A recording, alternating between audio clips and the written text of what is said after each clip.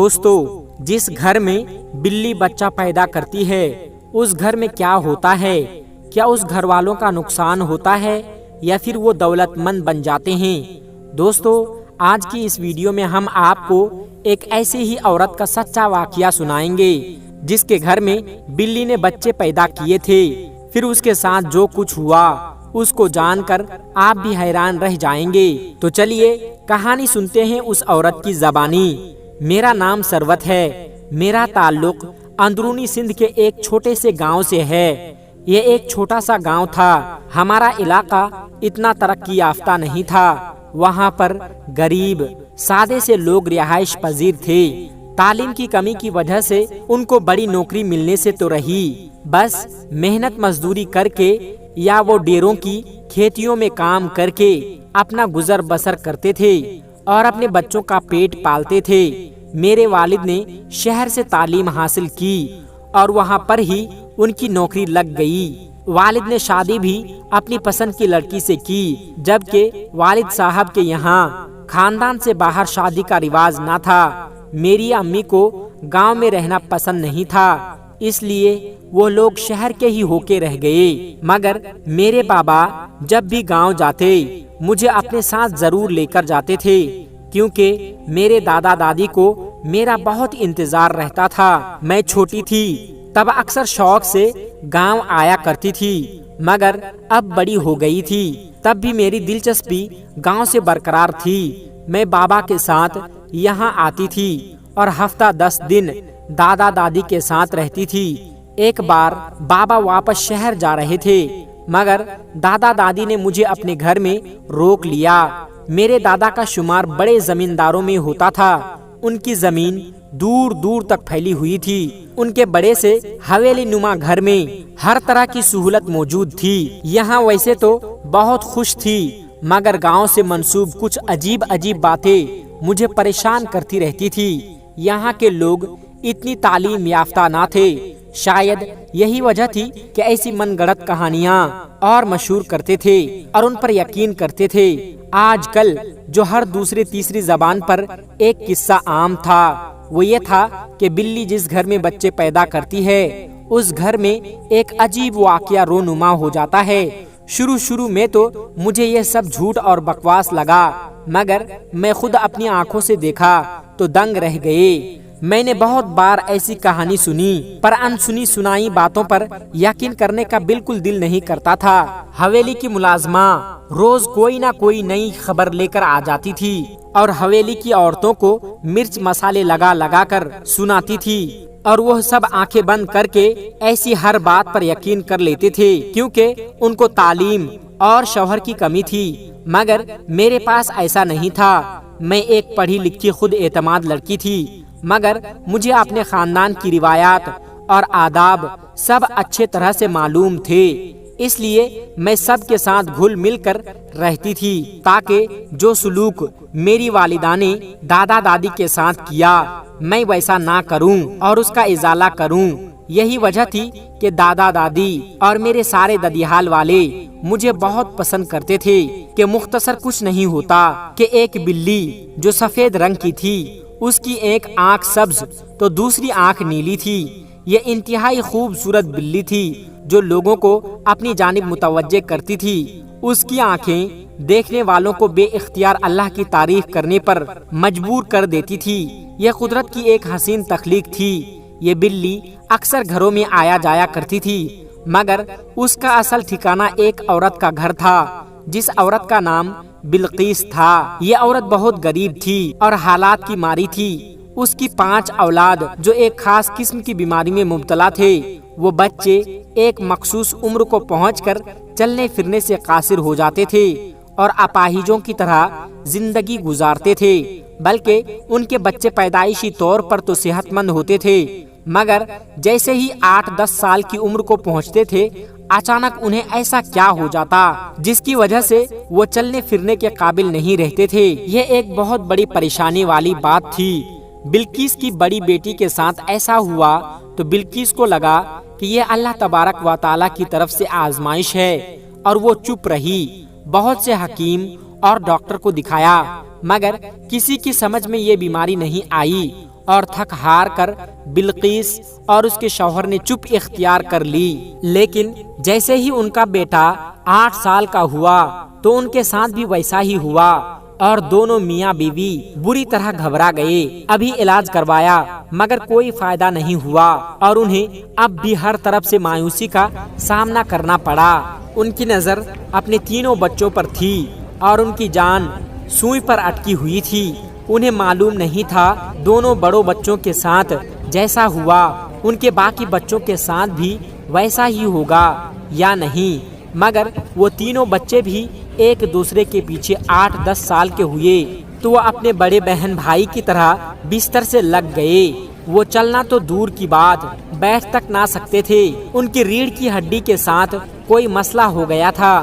ایک بار دادی کے ساتھ ان کی عیادت کے لیے میں بھی بلقیس چچی کے گھر گئی تو ان سب کو دیکھ کر حیران رہ گئی۔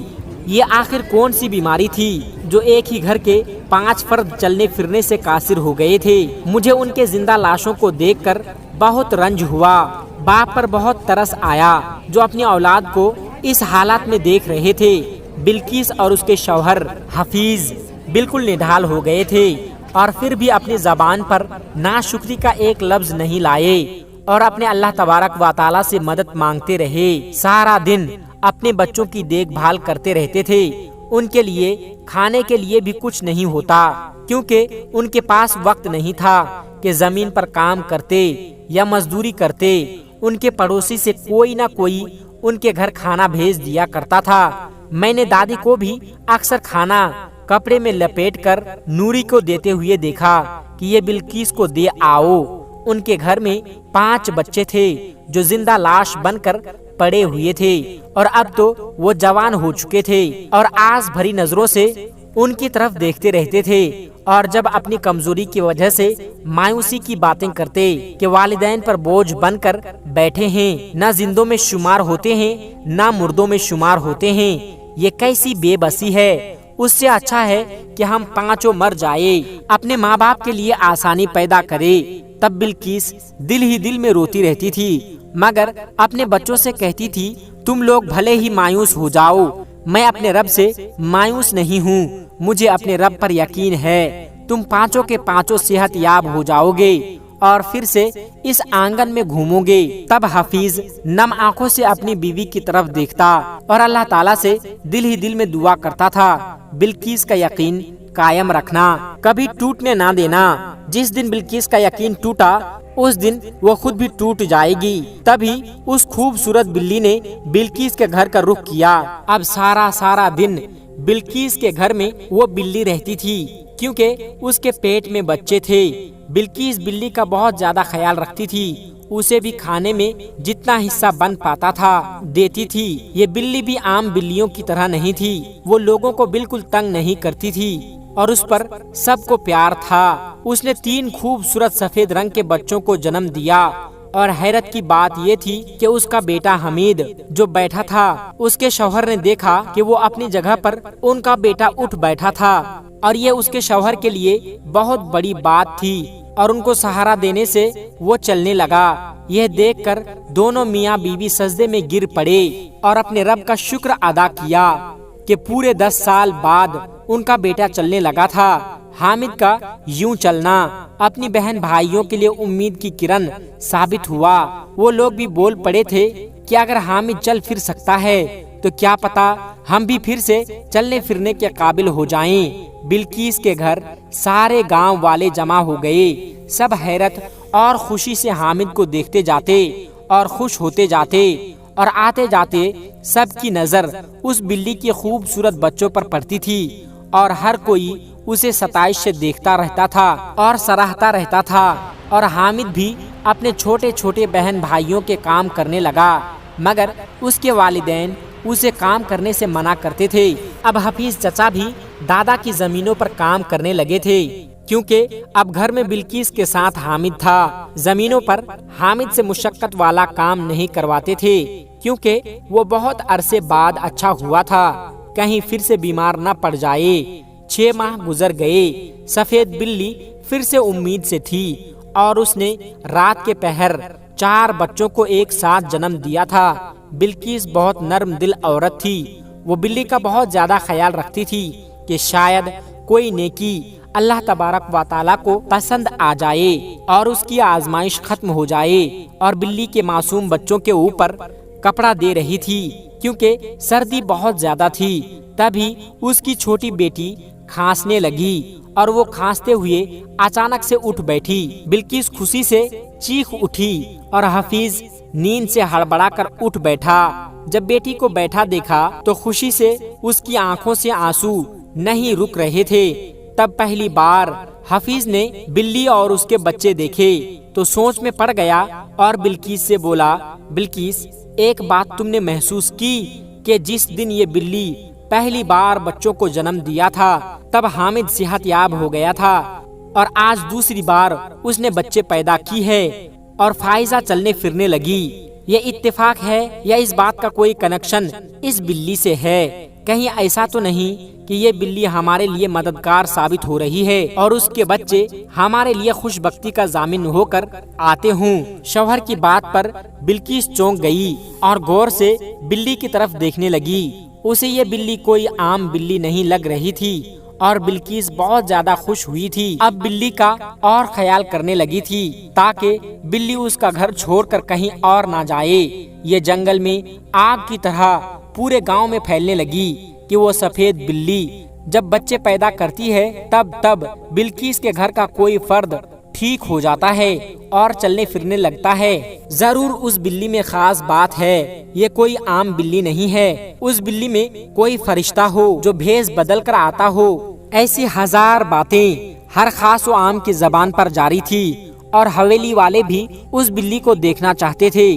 اب ہر کوئی چاہتا تھا کہ وہ بلی ہمارے گھر آ جائے اور ہماری کوئی نہ کوئی غیبی مدد ہو جائے۔ جب دادی اور ان کی بہو اس چچی کے گھر آئی تو دیکھ کر حیران رہ گئی کہ وہ بلی بہت خوبصورت ہے، لیکن اس مرتبہ جب اس بلی نے بچے دیے تو بلقیس کی بیٹی کا انتقال ہو گیا۔ اس دن بلقیس چچی نے باقی دو اولادوں کی طرف دیکھا جن کے چہرے پر خوف کے سائے تھے اور بلی سے ڈرتے تھے، حالانکہ جس سے ڈرنا چاہیے اس سے نہیں ڈرتے تھے۔ بلقیس اٹھی اور بلی کو بچوں سمیت نکال دیا اور دروازہ بند کر دیا۔ یہی بلقیس جس بلی کو کسی قیمتی متاع کی طرح سنبھال کر رکھتی تھی، آج جب اسے گھر سے باہر نکال دیا تو پھر سے ان کی زبان میں اللہ اللہ تھا۔ بے شک اللہ تبارک و تعالی ہر طرح سے اپنے بندوں کی مدد کرتا ہے۔ اللہ تعالیٰ کو بلقیس اور اس کی ساری اولادیں صحت یاب ہو گئی تھی۔ پچھلی قوموں پر بھی تو اس لیے اللہ کا عذاب نازل ہوا تھا کہ وہ اللہ تعالیٰ کی بجائے غیر اللہ کی پرستش کرتے تھے۔ ہم مسلمان ہیں اور ہماری ساری امیدیں اس ایک ذات سے منسوب ہونی چاہیے جس کے ہاتھ میں میری جان ہے، اور یہ سب اللہ تعالیٰ کی مہربانی ہے۔ اللہ تعالیٰ سے دعا ہے کہ ہمیں توفیق عطا فرمائیں اور سیدھے راستے پر چلائیں۔ کمنٹ باکس میں آمین ضرور لکھیے گا۔